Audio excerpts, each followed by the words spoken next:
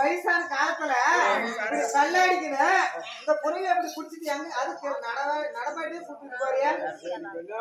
என்ன பண்றது? எனக்கு வயசாகி போச்சு. நான் தெரியவும் இல்லை. பாபாரப்பட்டி பக்கம் இந்த பொருளைய உனக்கு என்ன பொருள் என்ன வேணாலும் என்ன தீனி வேணுமோ அந்த கொள்ளு கொட்டை எல்லாமே அது எல்லாமே நான் தரேன். பரிசா தரேன். இது எனக்கு கொடுத்தா உனக்கிட்ட பொன் பொருள் இருக்கலாம். அதெல்லாம் எனக்கு தேவையில்லை.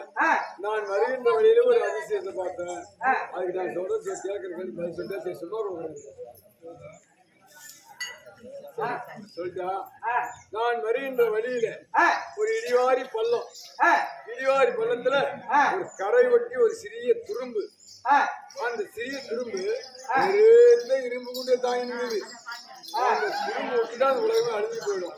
அதுக்கு என்ன விடை? நான் சொல்லிடுவேன். நம்மளுக்கு தெரியும்.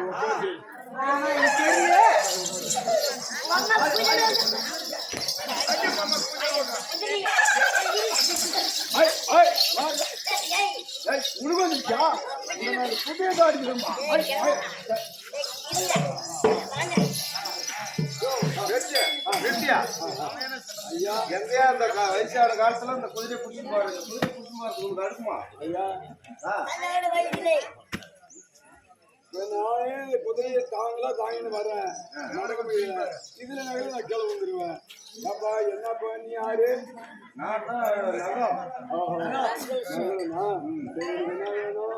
குதிரை வேணும். செய்ய வேண்டாம். இந்த குதிரை எனக்கு வேணும். சரி, இந்த குதிரை வேணும்னா நான் வருகின்ற வழியில பார்த்து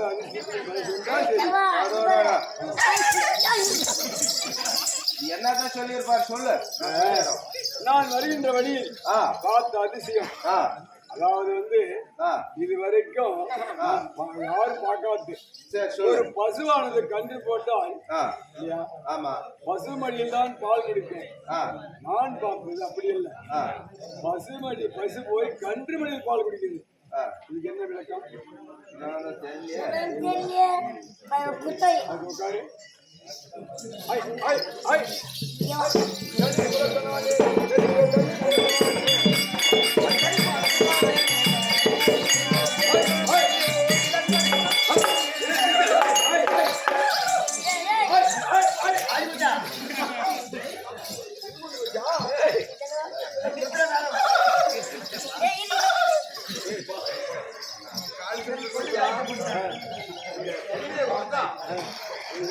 பெரிய காட்சி போன அடிமாக்குது.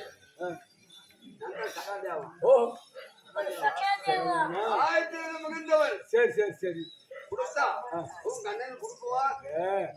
பொண்ணுக்கெல்லாம் நீங்க மூட கட்டி வச்சுக்காங்க. வச்சதுக்கு இடம் இல்லை. நான் நிச்சயத்துக்கே இடம் இல்லை. அதனால நான் பார்த்தது ஒரு அதிசயம். அதுக்கு கேட்கிற பதிலுக்கு பதில் சொல்லுங்க. என்ன அதிசயம்? என்ன அதிசயம்னா நான் வருகிற போது பார்க்கிற போது இப்படி ஒரு உயர்ந்த மரம். அந்த மரத்தில் ஒரு ஜீவனாவது தங்கிக் கொண்டிருக்கிறது. அப்படி தெரிஞ்சுவேன். அதாவது நாம இது வரைக்கும் பார்த்தது கீழ்வாயில் மலை கழித்து இது மேல்வாயில் கீழ்வாயில் மலை கழிப்பாங்க. ஆமா, நான் பார்த்தது அப்படி இல்லை. மேல்வாயிலை பிசித்து மேல்வாயிலே மலம் கழிக்கிறது. உலகத்துல தெரியலையா?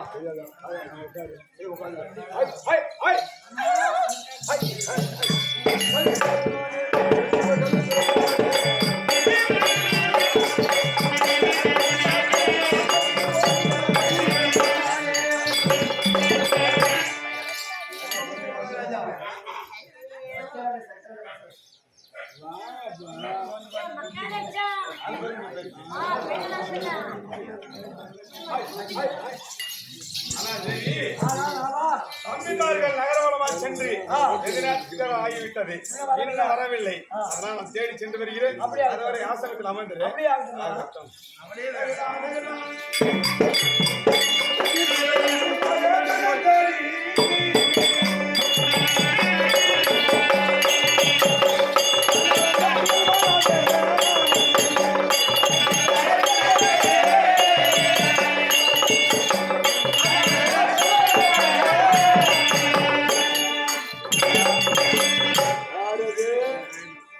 நகரவலமாக வந்து கொண்டிருக்கிறேன் ஐயா. இந்த வழியாக வருகிற போது நானோ சந்திர குலத்தில் பிறந்தவன், சத்தியம் தவறாத மன்னர்களை சொல்லக்கூடிய 5 பாண்டவர்களிலே முதல் பிறந்து இந்த நாடெல்லாம் ஆட்சி செய்யக்கூடிய மன்னன் நான் தான், பேரரசன் தர்மராஜன். ஆமா, வணக்கம். ஆமா, அப்படி இருந்தாலும் வருகின்ற வழியிலே என்னுடைய தம்பிமார்கள் பீமன், அர்ஜுனன், நகலன், சகாதேவன் சொல்லக்கூடிய இந்த 4 நீங்கள் பார்த்திருந்தால் சொல்லுங்கள். 4 பேர் யாருன்னு என்னுடைய தம்பிமார்கள். ஆமா, 4 பேர் எனக்கு அடிமை ஆயிட்டாங்க. என்ன சொல்கிறார்? எனக்கு அடிமை. ஐயா ஐயா, அடிமையா? அடிமையா?